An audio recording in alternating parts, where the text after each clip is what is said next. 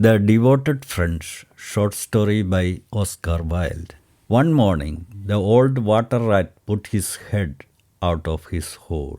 He had bright, beady eyes and stiff grey whiskers, and his tail was like a long bit of black India rubber. The little ducks were swimming about in the pond, looking just like a lot of yellow canaries, and their mother, who was pure white with real red legs, was trying to teach them how to stand on their heads in the water. You will never be in the best society unless you can stand on your heads, she kept saying to them, and every now and then she showed them how it was done. But the little ducks paid no attention to her. They were so young that they did not know what an advantage it is to be in society at all. What disobedient children, cried the old water rat. They really deserve to be drowned. Nothing of the kind, answered the duck.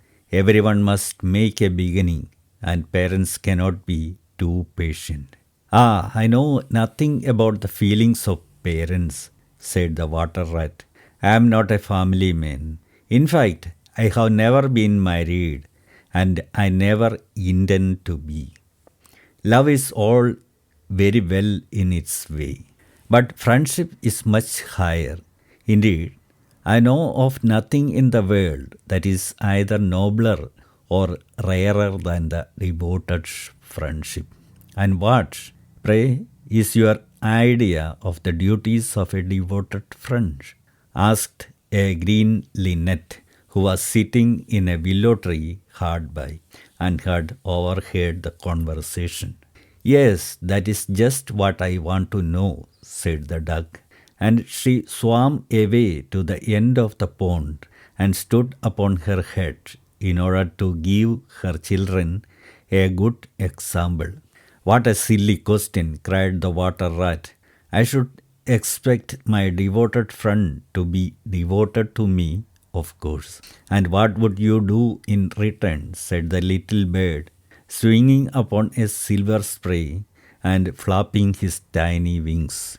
I don't understand you, answered the water rat. Let me tell you a story on the subject, said the linnet. Is the story about me? Asked the water rat. If so, I will listen to it, for I am extremely fond of fiction. It is applicable to you, answered the linnet, and he flew down, and alighting upon the bank, he told the story of the devoted friends. Once upon a time, said the linnet, there was an honest little fellow named Hans. Was he very distinguished? Asked the water rat. No, answered the linnet. I don't think he was distinguished at all, except for his kind heart and his funny, round, good-humored face. He lived in a tiny cottage all by himself, and every day he worked in his garden. In all the countryside there was no garden so lovely as his.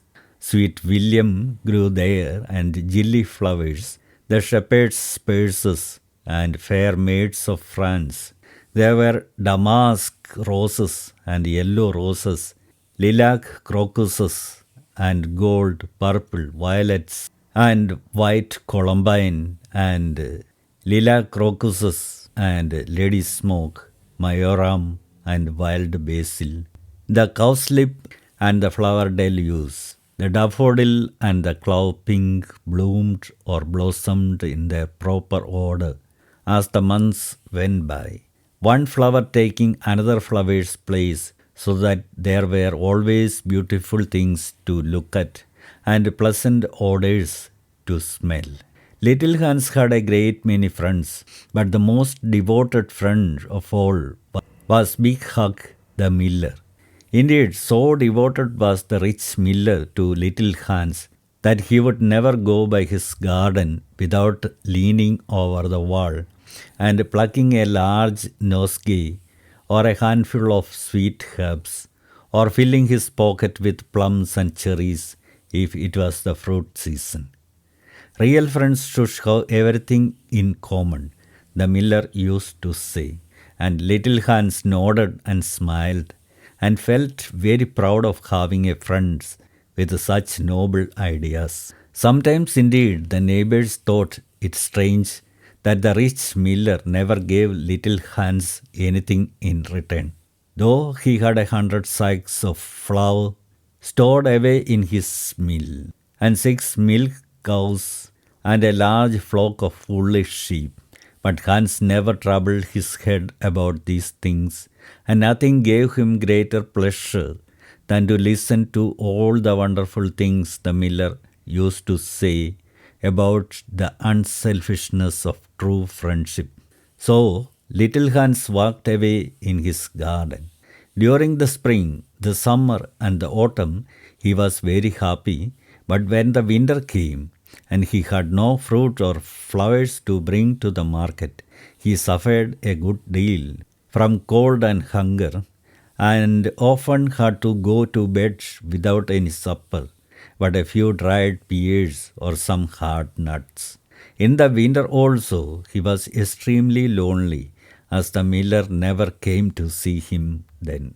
There is no good in my going to see little Hans as long as the snow lasts, the miller used to say to his wife. For when people are in trouble, they should be left alone and not be bothered by visitors. That at least is my idea about friendship, and I am sure I am right. So I shall wait till the spring comes, and then I shall pay him a visit, and he will be able to give me a large basket of primroses, and that will make him so happy. You are certainly very thoughtful about others, answered the wife, as she sat in her comfortable armchair by the big pinewood fire. Very thoughtful indeed. It is quite a treat to hear you talk about friendship. I am sure the clergyman himself could not say such beautiful things as you do, though he does live in a 3-storied house and wear a gold ring on his little finger. But could we not ask little Hans up there, said the miller's youngest son.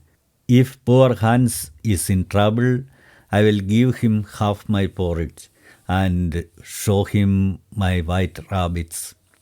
What a silly boy you are, cried the miller. I really don't know what is the use of sending you to school. You seem not to learn anything. Why, if little Hans came up here and saw our warm fire and our good supper and our great cask of red wine, he might get envious. And envy is a most terrible thing and would spoil anybody's nature. I certainly will not allow Hans's nature to be spoiled. I am his best friend, and I will always watch over him and see that he is not led into any temptations. Besides, if Hans came here, he might ask me to let him have some flour on credit, and that I could not do.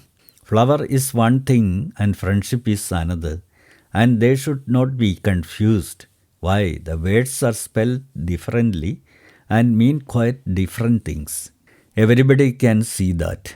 How well you talk, said the miller's wife, pouring herself out a large glass of warm ale. Really, I feel quite drowsy. It is just like being in church. Lots of people act well, answered the miller, but very few people talk well, which shows that talking is much the more difficult thing of the two, and much the finer thing also. And he looked sternly across the table at his little son, who felt so ashamed of himself that he hung his head down and grew quite scarlet and began to cry into his tea. However, he was so young that you must excuse him. Is that the end of the story? Asked the water rat. Certainly not, answered the linnet. That is the beginning. Then you are quite behind the age, said the water rat. A very good storyteller nowadays starts with the end and then goes on to the beginning and concludes with the middle. That is the new method. I heard all about it the other day from a critic who was walking round the pond with a young man. He spoke of the matter at great length, and I am sure he must have been right, for he had blue spectacles and a bald head. And whenever the young man made any remark, he always answered, "Pooh, but pray go on with your story." I like the miller immensely.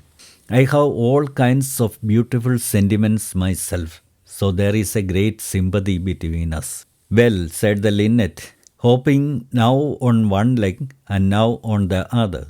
As soon as the winter was over and the primroses began to open their pale yellow stars, the miller said to his wife that he would go down and see little Hans. Why, what a good heart you have, cried his wife. You are always thinking of others. And mind you, take a big basket with you for the flowers. So the miller tied the sails of the windmill together with a strong iron chain and went down the hill with the basket on his arm. Good morning, little Hans, said the miller. Good morning, said Hans, leaning on his spade and smiling from ear to ear. And how have you been all the winter? Said the miller. Well, really, cried Hans, it is very good of you to ask. Very good indeed. I am afraid I had rather a hard time of it. But now the spring has come and I am quite happy and all my flowers are doing well. We often talked of you during the winter, Hans, said the miller, and wondered how you were getting on. That was kind of you, said Hans. I was half afraid you had forgotten me. Hans, I am surprised at you, said the miller. Friendship never forgets. That is the wonderful thing about it. But I am afraid you don't understand the poetry of life. How lovely your primroses are looking, by the by. They are certainly very lovely, said Hans, and it is a most lucky thing for me that I have so many. I am going to bring them into the market and sell them to the burgomaster's daughter and buy back my wheelbarrow with the money. Buy back your wheelbarrow. You don't mean to say you have sold it. What a very stupid thing to do. Well, the fact is, said Hans, that I was obliged to. You see, the winter was a very bad time for me, and I really had no money at all to buy bread with. So I first sold the silver buttons of my Sunday coat, and then I sold my silver chain, and then I sold my big pipe, and at last I sold my wheelbarrow. But I am going to buy them all back again now. Hans, said the miller, I will give you my wheelbarrow. It is not in very good repair indeed. One side is gone and there is something wrong with the wheel spokes. But in spite of all that, I will give it to you. I know it is very generous of me, and a great many people would think me extremely foolish for parting with it. But I am not like the rest of the world. I think that generosity is the essence of friendship. And besides, I have got a new wheelbarrow for myself. Yes, you may set your mind at ease. I will give you my wheelbarrow. Well, really, that is generous of you, said the little Hans, and his funny round face glowed all over with pleasure. I can easily put it in repair, as I have a plank of wood in the house. A plank of wood, said the miller. Why, that is just what I want for the roof of my barn. There is a very large hole in it, and the corn will all get damp if I don't stop it up. How lucky you mentioned it. It is quite remarkable how one good action always breeds another. I have given you my wheelbarrow, and now you are going to give me your plank. Of course, the wheelbarrow is worth far more than the plank, but true friendship never notices things like that. Pray get it at once, and I will set to work at my barn this very day. Certainly, cried little Hans. He ran into the shed and dragged the plank out. It is not a very big plank, said the miller, looking at it, and I am afraid that after I have mended my barn roof, there won't be any left for you to mend the wheelbarrow with. But of course, that is not my fault. And now, as I have given you my wheelbarrow, I am sure you would like to give me some flowers in return. Here is the basket, and mind you, fill it quite full. Quite full, said little Hans, rather sorrowfully, for it was really a very big basket, and he knew that if he filled it, he would have no flowers left for the market, and he was very anxious to get his silver buttons back. Well, really, answered the miller, as I have given you my wheelbarrow, I don't think that it is much to ask you for a few flowers. I may be wrong, but I should have thought that friendship, true friendship, was quite free from selfishness of any kind. My dear friend, my best friend, cried little Hans, you are welcome to all the flowers in my garden. I would much sooner have your good opinion than my silver buttons any day. And he ran, plucked all his pretty primroses, and filled the miller's basket. Goodbye, little Hans, said the miller as he went up the hill, with the plank on his shoulder and the big basket in his hand. Goodbye, said little Hans, and he began to dig away quite merrily. He was so pleased about the wheelbarrow. The next day he was nailing up some honeysuckle against the porch when he heard the miller's voice calling to him from the road. So he jumped off the ladder and ran down the garden and looked over the wall. There was the miller with a large sack of flour on his back. Dear little Hans, said the miller, would you mind carrying this sack of flour for me to the market? Oh, I am so sorry, said Hans, but I am really very busy today. I have got all my creepers to nail up, and all my flowers to water, and all my grass to roll. Well, really, said the miller, I think that considering that I am going to give you my wheelbarrow, it is rather unfriendly of you to refuse. Oh, don't say that, cried little Hans. I wouldn't be unfriendly for the whole world. And he ran in for his cap and trudged off with the big sack on his shoulders. It was a very hot day and the road was terribly dusty. And before Hans had reached the 6th milestone, he was so tired that he had to sit down and rest. However, he went on bravely, and at last he reached the market.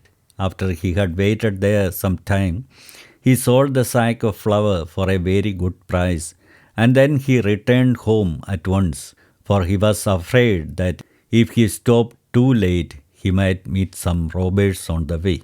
It has certainly been a hard day, said little Hans to himself as he was going to bed. But I am glad I did not refuse the miller, for he is my best friend. And besides, he is going to give me his wheelbarrow. Early the next morning, the miller came down to get the money for his sack of flour. But little Hans was so tired that he was still in bed. Upon my word, said the miller, you are very lazy. Really, considering that I am going to give you my wheelbarrow, I think you might work harder. Idleness is a great sin, and I certainly don't like any of my friends to be idle or sluggish. You must not mind my speaking quite plainly to you. Of course, I should not dream of doing so if I were not your friend. But what is the good of friendship if one cannot say exactly what one means? Anybody can say charming things and try to please and to flatter, but a true friend always says unpleasant things and does not mind giving pain. Indeed, if he is a really true friend, he prefers it, for he knows that then he is doing good. I am very sorry, said little Hans, rubbing his eyes and pulling off his nightcap. But I was so tired that I thought I would lie in bed for a little time, and listen to the birds singing. Do you know that I always work better after hearing the birds sing? Well, I am glad of that, said the miller, clapping little Hans on the back. For I want you to come up to the mill as soon as you are dressed and mend my barn roof for me. Poor little Hans was very anxious to go and work in his garden, for his flowers had not been watered for 2 days, but he did not like to refuse the miller as he was such a good friend to him. Do you think it would be unfriendly of me if I said I was busy? He inquired in a shy and timid voice. Well, really, answered the miller, I do not think it is much to ask of you, considering that I am going to give you my wheelbarrow. But of course, if you refuse, I will go and do it myself. Oh, on no account, cried little Hans, and he jumped out of bed and dressed himself and went up to the barn. He worked there all day long till sunset, and at sunset the miller came to see how he was getting on. Have you mended the hole in the roof yet, little Hans? Cried the miller in a cheery voice. It is quite mended, answered little Hans, coming down the ladder. Ah, said the miller, there is no work so delightful as the work one does for others. It is certainly a great privilege to hear you talk, answered little Hans, sitting down and wiping his forehead. A very great privilege, but I am afraid I shall never have such beautiful ideas as you have. Oh, they will come to you, said the miller, but you must take more pains. At present, you have only the practice of friendship. Some day you will have the theory also. Do you really think I shall? Asked little Hans. I have no doubt of it, answered the miller. But now that you have mended the roof, you had better go home and rest, for I want you to drive my sheep to the mountain tomorrow. Poor little Hans was afraid to say anything to this, and early the next morning the miller brought his sheep round to the cottage, and Hans started off with them to the mountain.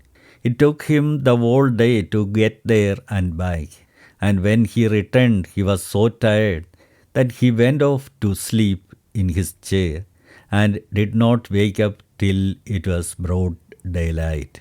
What a delightful time I shall have in my garden, he said, and he went to work at once. But somehow he was never able to look after his flowers at all, for his friend the miller was always coming round and sending him off on long errands or getting him to help at the mill. Little Hans was very much distressed at times, as he was afraid his flowers would think he had forgotten them, but he consoled himself by the reflection that the miller was his best friend. Besides, he used to say, he is going to give me his wheelbarrow, and that is an act of pure generosity. So little Hans walked away for the miller, and the miller said all kinds of beautiful things about friendship, which Hans took down in a notebook and used to read over at night, for he was a very good scholar. Now it happened that one evening little Hans was sitting by his fireside when a loud rap came at the door. It was a very wild night, and the wind was blowing and roaring round the house so terribly that at first he thought it was merely the storm.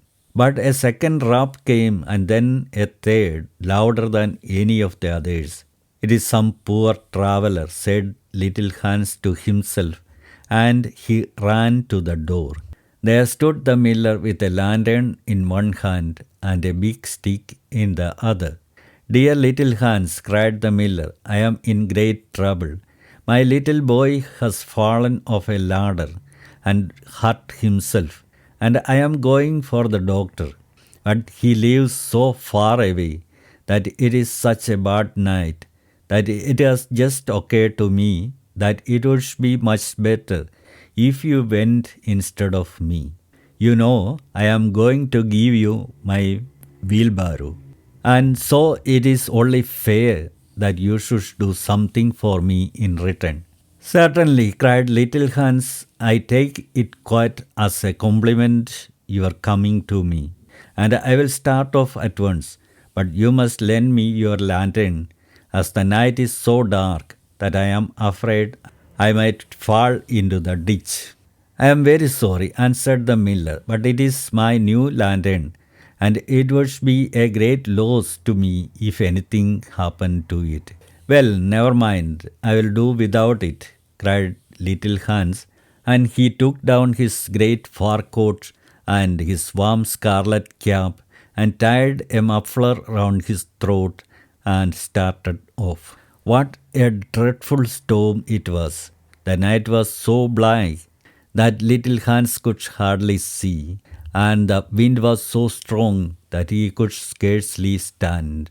However, he was very courageous, and after he had been walking about 3 hours, he arrived at the doctor's house and knocked at the door.